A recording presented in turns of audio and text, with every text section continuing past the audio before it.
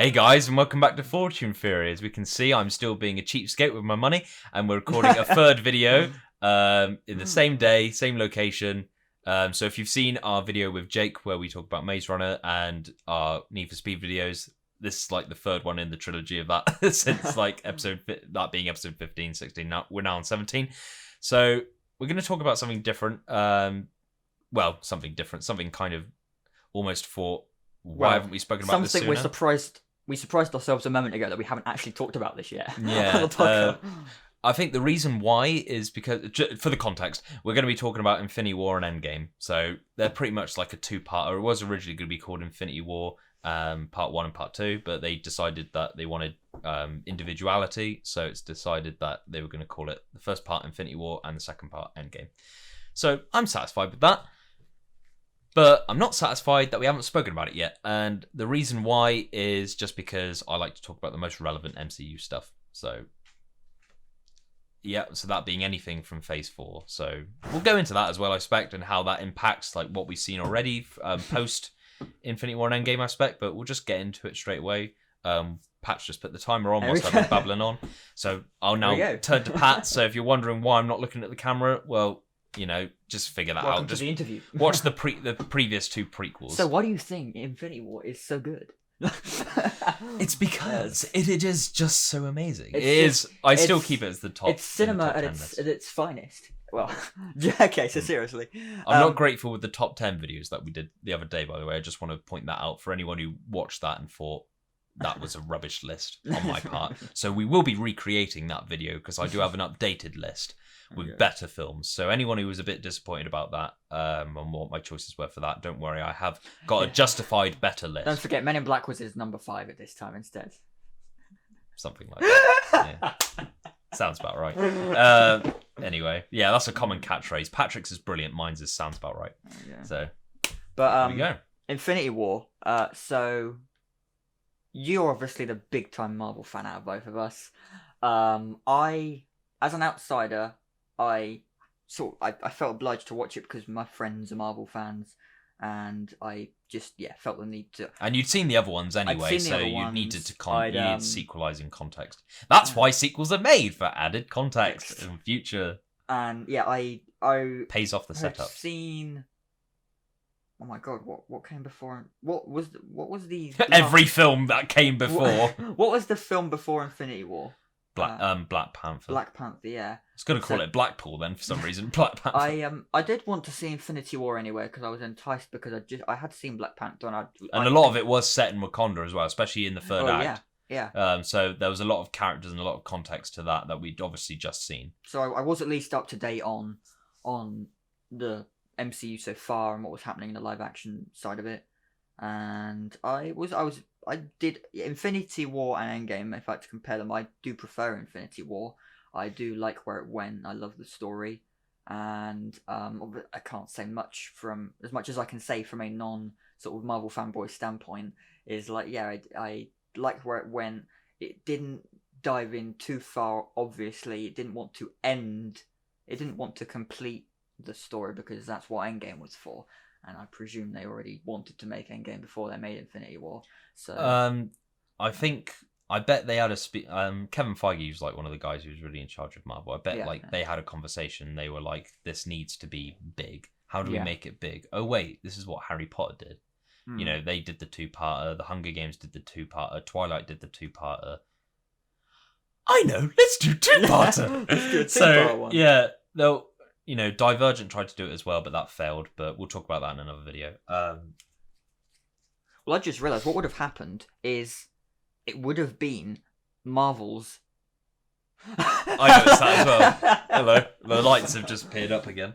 It would have been Marvel's Snyder Cut, wouldn't it? Because it was that's a 4-hour film, isn't it? Well, you got Infinity War. That was the 2 hours. There was the 2 hours-ish film. I think it was actually shorter than the previous 2 Avengers movies. Yeah. And then you got Endgame, which was 3 hours. I went to the toilet on purpose before I went to go in there. And I still needed it about 15 minutes in. I was like, why do I need it 15 minutes in? Why? Probably because I was so stressed about worrying that I'd need it. Yeah. It was like 3 hours. I can hold it for 3 hours. I was really ill after that. But yeah, no context. yeah, I loved. It's going to sound surprising to people that know me about film Marvel because I really liked it as a film. Infinity War is probably It's one of the most unique superhero films I've ever seen because it has the antagonist as the central character, like the most noted, the most memorable, the most noted character, the character that we follow from beginning to end. yeah. In terms of most of the all locations, Mm. minus the Guardian ship, but technically he was there because he was there he was in that location where the Guardian ship is at the beginning of the film. Yeah. And obviously spoilers. Come on, guys, it's been out for like 3 years now. He wins as well. Yeah. You don't see that, and obviously you don't see that much in any film, let alone one on a big scale as this. Like this had a massive scale. I was waiting for the film personally for 4 years, but I was waiting for the payoff for 6 when the first Avengers film came out. So, and obviously because once Phase 2 had started of the MCU, I was starting to understand the connectivity and the crossover universe and all that sort of stuff. I was starting to understand like the whole they're building up to a story now. Yeah. And that's what this phase was pretty much telling people. They were giving everyone sequels and they know of each other, but they're not crossing over because they're doing their own stuff. And then like 2014 came along where we were a year away from the last year of Phase 2 and we got all the announcements for all the future movies. And I was so pumped. Yeah, you saw that Phase 4 list. I saw that Phase 3 announcement and I was like, and then with the Phase 4, you even more. And then even more with the Phase 4, I was regrettably, but for no reasons I'll explain. I was in Manchester at the time, and I saw the D23 for Phase 4, and I was really happy that MCU was still going to continue with a new kind of storytelling post these 2 big movies. Yeah. Because I think everyone was just under the assumption that this would be the finale of what they've been doing, because Marvel can't just keep affording to do the same, their own stuff, but they're their own company now. So, in terms of like films and things, it's Marvel Studios. So they're never going to not produce a film, even if it's not set in the MCU. It's like, they're always going to produce films, TV shows. Games? Probably not. I'm guessing that would be another studio. They kind of work. They do have Marvel games, obviously. There are Marvel games. I don't know if it's they're all part association with anyway. It's all part of licensing agreements and things. Like we should be grateful that we get what we get with them. Really, like we can't expect too much. But they are the conglomerate of the film industry at the moment. So, pretty much they're everywhere. Not just film. They're as Thanos was the protagonist in terms of like being the central character that we followed in Infinity War, even though he's the main antagonist. Marvel's like that in terms of all media companies, media film companies, pretty much. In the universe of, and I can actually say this because it is one, the universe of media companies. I love phrases like that. Or I go on PS4 now, and like when I'm joining someone on when I'm playing live, I'm on what's the phrase when you're playing online on PS Plus? Yeah. Like I go on a game like GTA, and I try and join someone's server, and I'm like, am I in your canon yet? Am I in your universe? Like phrases like that, I've only really, I like the context of that, but I've only really picked up things like that through Marvel. Really, more in a more knowledgeable way to term it, to label it than anything else. Yeah. But going back to the Infinity War, I found it okay. So my favorite Marvel films, I'm gonna list my sort of top 3. I have to think is that probably Guardians of the Galaxy, probably Volume 2 is my favorite, and then probably Iron Man 2, and then Infinity War probably, I'd say. Because the reason I love it, like you say, it's probably, I mean, in your opinion, I guess it's like your public opinion, like it's one of the best superhero big, bringing them all together. Especially Endgame, like the ending of Endgame is like the definition of like a superhero film. That's why beyond just that phrase, beyond just my commenting phrase of it. Yeah, and I loved that. I didn't really think about okay, this is going into Endgame, although I knew Endgame was after, because I hadn't seen Infinity War until Endgame was at least publicly announced that it was going to be coming out soon, or at least in the next 8 months to a year or whatever. So I was going in knowing that's the case, but it's still enough hype for even not just like a Marvel fan like yourself, but just for me to know that, okay, this is so I know that this isn't going to conclude in this, and it's not obviously going to do what the Snyder Cut did, but there's going to get some answers, and then it's going to have a nice cliffhanger, or it's going to have a nice defeat at the end to then hopefully be concluded and live up to what happened in Endgame, which Endgame isn't. I don't. Yeah, think that's it's what bad. it really surprised me because I literally went into Infinity War thinking it's just going to be like any other Marvel film. The Avengers are going to team up to fight Thanos, and like the trailers obviously make it look like it's in the perspective of a villain.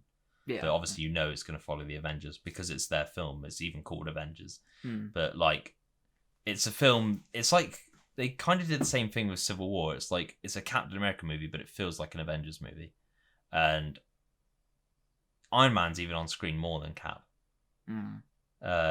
In that film entirely, not just by Robert Downey Jr., but by the Iron Man suit himself.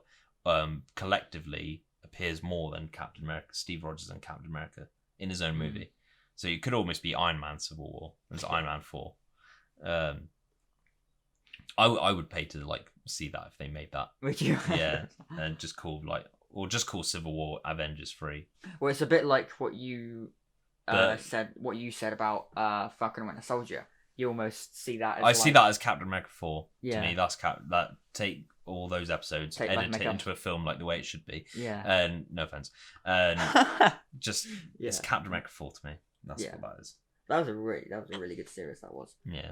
Or if you count Civil War, I was saying this to my friend Todd yesterday. Actually, if you count this if you count Civil War as Avengers 3, and then Falcon and the Winter Soldier as Cap 3, then Cap 4, that film they're actually bringing out, Cap 4, is actually lives up to its name. What the status of it is.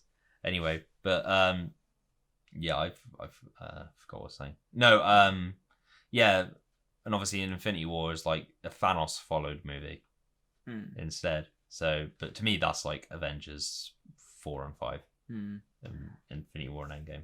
I just like what it did. Really, it didn't try to be like the other ones. Yeah, it was really unique. And pacing wise, I feel sometimes with Marvel they stick to a very predictable plot, and it didn't.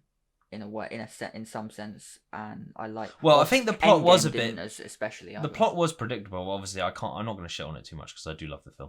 It was like the structure of it in terms of scene settings and who it was following and when. I think that was done perfectly, but they did it in a way that didn't cross over. So you jump back, and there was crossovers between characters that would cross over with other characters, but you'd never see Cap. With Iron Man, you never see Iron Man with Thor. You never see the Hulk apart with any of the other Avengers, unless you just count Bruce Banner. Yeah. Like that was originally going to happen. He was going to become Smart Hulk during that scene where he's in the Hulkbuster suit and he's fighting Cull Obsidian. He was going to become Smart Hulk then because they were going to finally come to that agreement, but that they thought they'd leave that for the 5-year time jump in Endgame, which I think worked better, to be honest, because it gives them time to evolve as characters off screen. Yeah, which means that you can pretty much take that whatever way you want. I think Thor made the most sense. People didn't hugely like that. People say they played it off for laughs. I think the only reason they did that a little bit is because Thor's personality since being on Earth, since obviously Thor Ragnarok, because they had to spice his character up a bit to be more appealing for the audience. Like, they made it based off how his personality is from that point. So that's how he would be. So obviously in the film, people might think it's played off for laughs and there's a few jokes that come from it. But, take that with all seriousness. Like in real life, if someone's like that and they're going through those problems and that trauma, that's how they're going to act. If that makes sense. They're going to do it based off who they are. Like, if you're a really comedic person and you love jokes and you laugh a lot and you just find sense of humor in everything, and then you're going through like severe mental health issues because you're scared of people and people have died and you feel like you could have done more, like you're going to react your way. So like people saying that all that's rubbish or that's taking the mick out of a serious situation, that's not. They're literally taking it based off Thor's personality in the play and in the film. And again, live action play. like live action play, and then again, like, well, all plays are live action, but you know what I mean, like live action play filmed. Yeah. Which actually, in a way, the story did actually kind of feel a little bit, in a way, like I feel like Infinity War could kind of work as a play, in a way. I don't know how they do the dust at the end, but you know, spoilers, but it's been out for 3 years.